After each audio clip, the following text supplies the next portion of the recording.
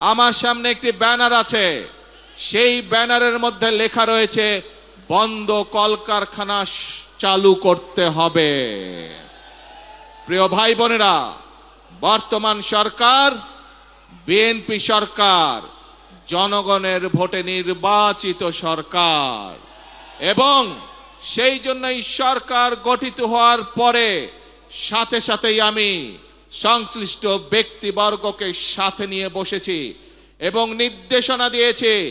এবং আপনারা জানলে খুশি হবেন, এই সপ্তাহে গত এক মাস আগে আমি নির্দেশনা দিয়েছি যে কিভাবে আমরা কত দ্রুত আমরা বন্ধ কলকারখানা কোনটি চালু করতে পারবো, যাতে আবার সেই সকল শ্রমিক যারা কর্মসংস্থান হারিয়ে বেকার হয়ে গিয়েছিল সেই সকল শ্রমিকের কর্মের ব্যবস্থা আমরা করতে পারি।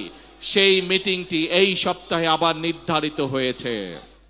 ইনশাআল্লাহ বাংলাদেশের অনেকগুলো কলকারখানা যেগুলো বন্ধ হয়ে গিয়েছে বিগত বছরগুলোতে, পর্যায়ক্রমিকভাবে আমরা সেই কলকারখানাগুলোকে আবার চালু করার উদ্যোগ গ্রহণ করেছি।